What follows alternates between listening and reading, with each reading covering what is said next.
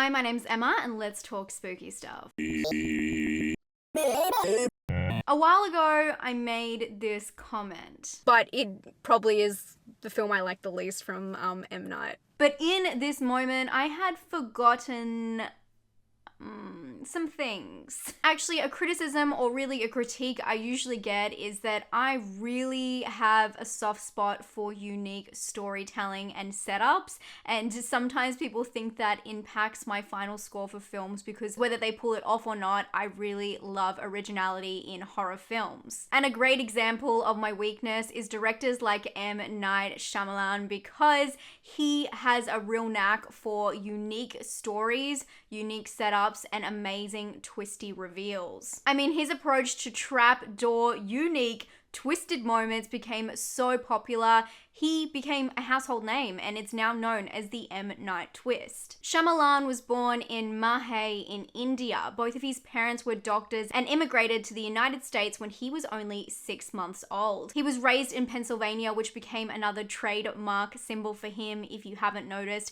most of his films take place in that state. He always had a passion for filmmaking, and although his father wanted him to become a doctor, his mother encouraged him to follow his dreams.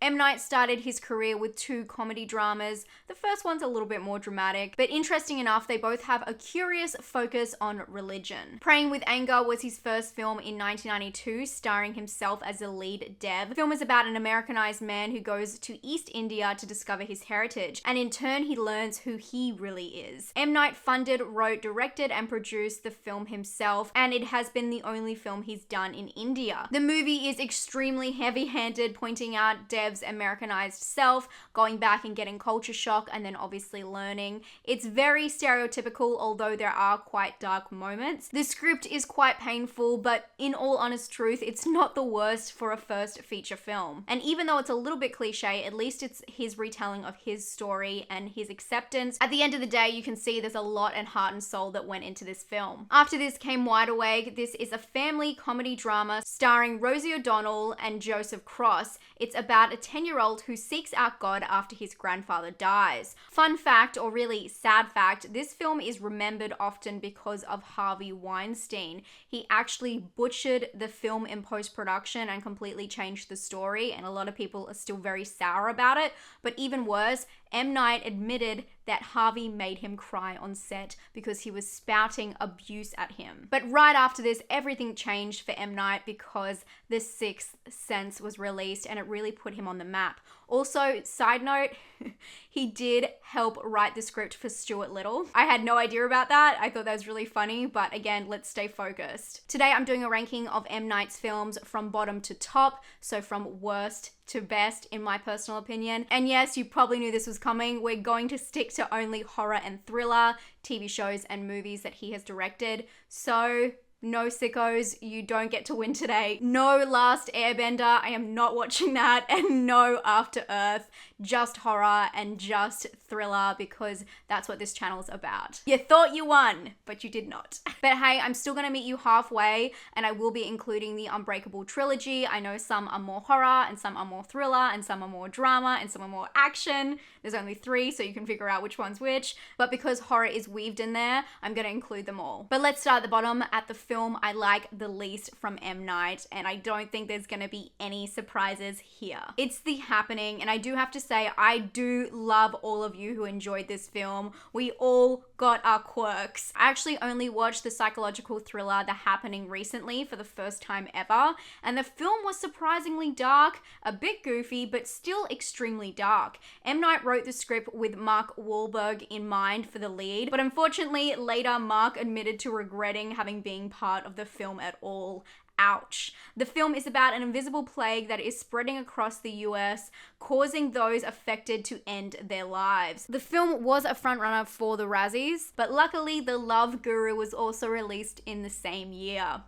You got lucky. It's hard to explain exactly what's wrong with The Happening. The film is a bizarre journey following a couple who are already dealing with problems in their relationship. So when disaster hits, their chemistry gets very awkward. But it's always the one-liners in this film that do it for me. You like hot dogs, don't you? I'll never get over it. Paired with the ambiguous plague, the whole thing is just, I gotta say it again, awkward. This film was intended to be a modern day B-movie. Think The Blob, but without the blob and with plenty of wind. But the brutality of the film is still extremely shocking. It has very dark subject matter that is explored in a very unusual way. And I believe this film is less of a movie and more of an experience. So for that, it gets my bottom spot. Next on the list, honestly, I wanted to love this film. See that? That's my soft spot for M. Night shining through. Watch out, friends. Old is based on the graphic novel Sandcastle, about a family that go on a vacation to a secluded beach where time warps.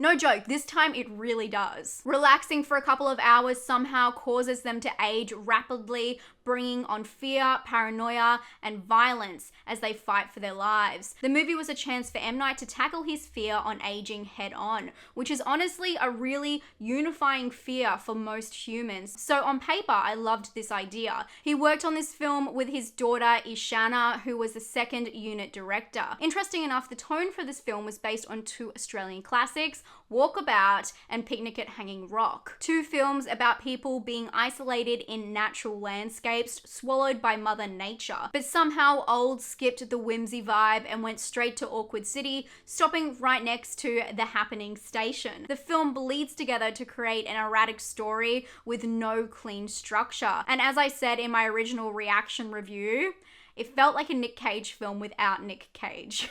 It also has a Lovecraftian feel at times. M. Night actually signed on for 2 original screenplays with Universal Studios at the start of 2019. And this is before we knew about Old, but this quote about these films coming out, which one was later known as Old, I think is very interesting. He said, "There are wonderful studios out there, but Universal has made it a mandate to release original films. They are the best at finding an audience for new stories with unexpected tones. I believe original films are crucial to the longevity of the theatrical experience." I love what he said about unexpected tones because it is spot on with this film. So hey, the intent was there. I didn't hate this film. It was a wild and strange ride, but it's just not what I had hoped for his next big horror release after tying up the Unbreakable trilogy. My next ranking could be unpopular, but I'm gonna dive into Wayward Pines. Wayward Pines sits at 7.4 on IMDb. The TV series was cancelled after 2 seasons, with the first 2 seasons running at 10 episodes each. M. Night was an executive producer on the show and directed the pilot episode. Although he did not develop the show, I did want to mention it. The dark mystery series is about a Secret Service agent who goes into the quaint town called Wayward Pines. Here he must track down missing federal agents. But as soon as he arrives, the strangeness takes over and he is unable to leave. Think Mouth of Madness and Twin Peaks combined. The show is based on the book series of the same name by Blake Crouch, and while the premise is enticing, I found the overall spin into strangeness frustrating and one that just had me craving a Twin Peaks rewatch. There's only so much Matt Damon self-loathing a gal can take, but M. Night only directed 1 episode of this series, so let's get back on track. Like most of his content down this end of the list, The Lady in the Water is strange. The film is about an apartment superintendent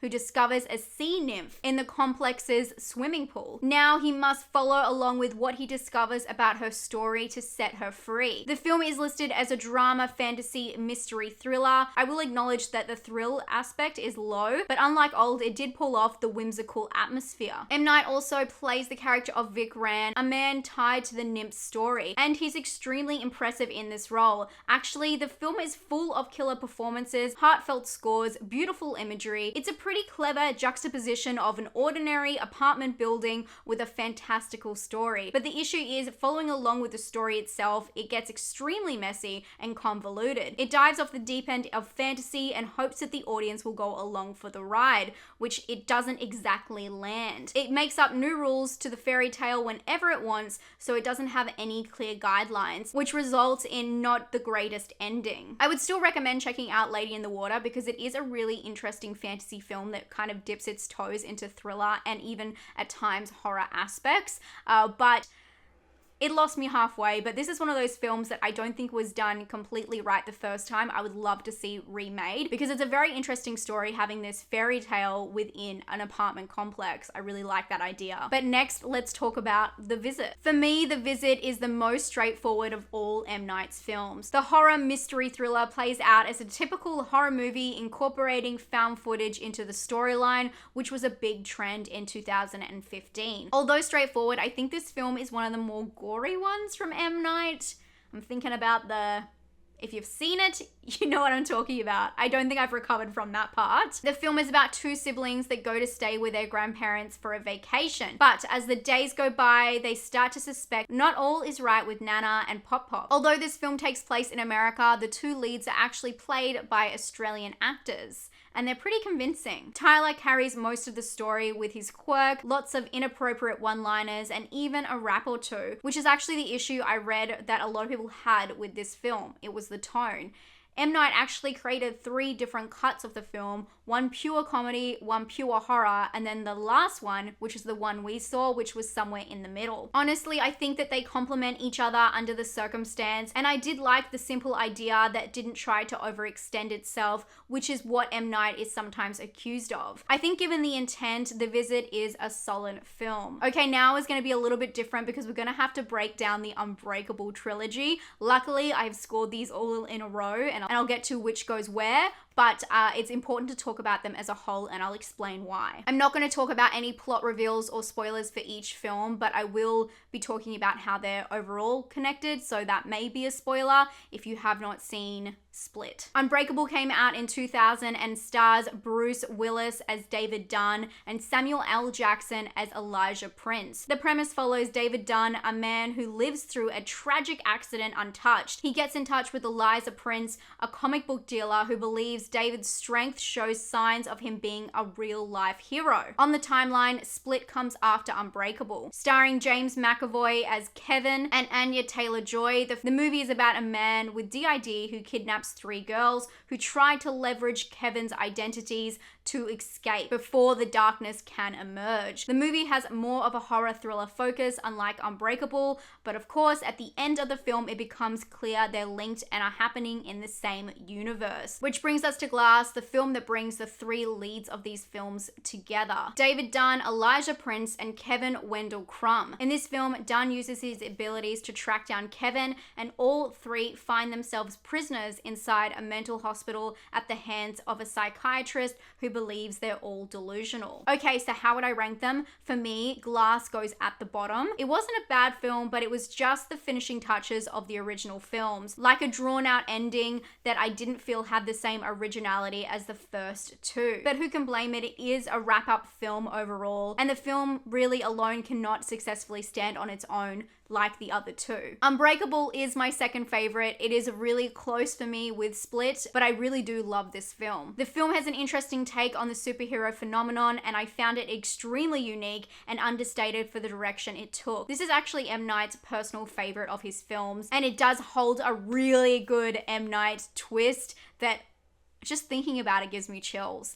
And then, of course, I would put Split at the top, mainly because of James McAvoy's performance. The film is not only a jaw-dropping, heart-pounding ride, but Anya Taylor-Joy's character Casey will cut through your soul like a knife, revealing the darkest parts of humanity. Her past collides with the kidnap situation and reflects how humans are able to grow from their trauma, and it's just so powerful. It's a complicated and dark message, but the film really does stand alone, which is very odd for the second film in a trilogy. It is just coincidence that these films are grouped in my ranking, but also they were intended to be connected. M. Night actually wrote all of the characters in Unbreakable and then realized he really wanted to focus on all of the details of the first film and have the reveal being such an epic part of the film that he took the character of Kevin out of the first film and then only 14 years later decided to use the character and then bring the trilogy back around. So they were always intended to be in the same story. Isn't that wild? Okay, the next one is going to be unpopular, especially coming after Split, which I know a lot of people love. A lot of people have problems with the next film. Say it with me.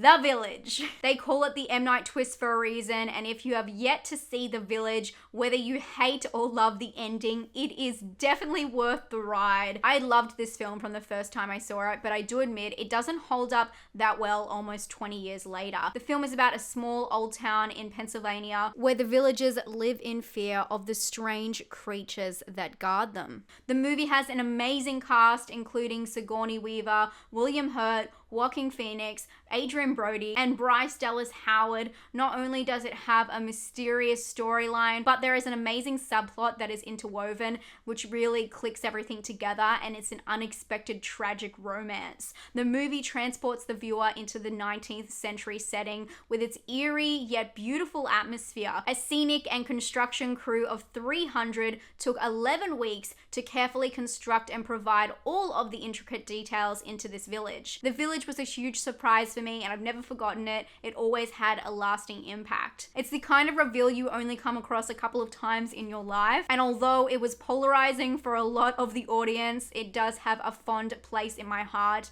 I think it's tightly written, the intent is there, and it's a ride. Interesting enough, it's like understated than the other films we've spoken about from M. Night, but has one of the biggest impacts. Next, we're going to talk about a TV show. Okay, getting to the top now, but I can't do an M. Night ranking without talking about Servant. The Twisty series is unlike any other TV show I've seen before. They currently have 2 seasons and they're working on a 3rd. M. Night is an executive producer, but he also directed 4 of the episodes. The show is an unnerving tale about a couple living in, any guesses? Philadelphia, who are mourning a tragedy when a mysterious nanny enters their home and turns reality on its head. Not only does the show blow your mind, but it's paired with the most incredible cinematography. It's like watching a tragic piece of art. It's dreamy, dark, and utterly bingeable. Okay, top 2, and we've only got films left. Which order am I going to do them in?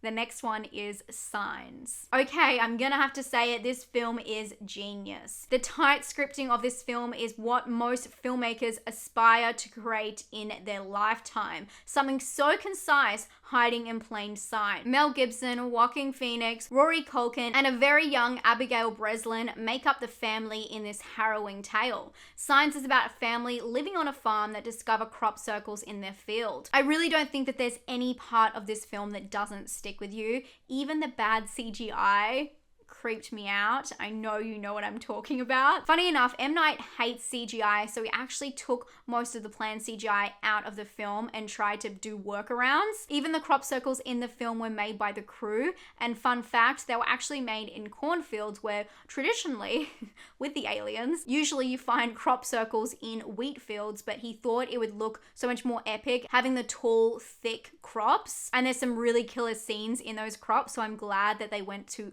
so much effort to put that kind of detail in it. But it's really the script that shines and clicks it all together, and it's unlike anything I've seen before. Every scene, no matter how small, matters, and its heartfelt conclusion is not one easily forgot. Signs is the unique and unexpected M. Night film that had us all coming back for more. But now we're at the number 1 spot, and although Signs kept hope alive for another chilling M. Night conclusion, it all started with that twist. The Sixth Sense. Again, well, actually, in this film, it was the first time.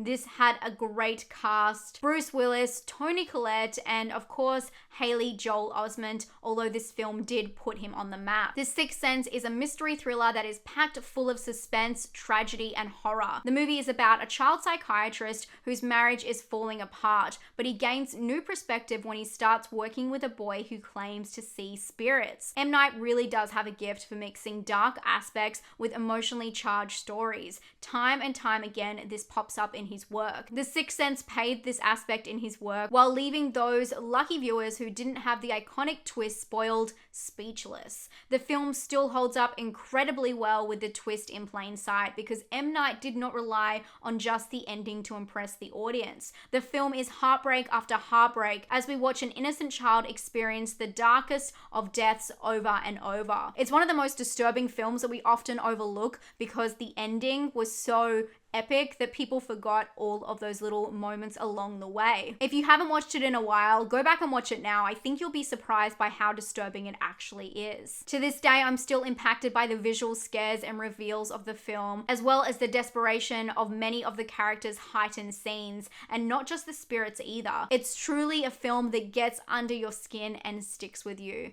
That is my M. Night ranking. Let me know what yours is down below. I can't wait to see where you guys would grade what. I will put them all in the down bar at the very bottom if you want to scroll all the way down, just so I don't ruin anything for people who are watching and want to get surprised, so you can reorder them wherever you like. I can't wait to read your comments. Thank you again for supporting me. I just reached 90K, so that's amazing, and I really appreciate you being here. If you haven't subscribed yet, I would love to have you here. I do 2 videos every single week talking about horror movies, talking about thrillers, giving you a lot to put on your to-watch list, and just discussing stuff. I love doing these kinds of videos, so thank you so much if you've watched this far. I hope you're having a fantastic day. Stay safe and stay spooky. Bye, friends.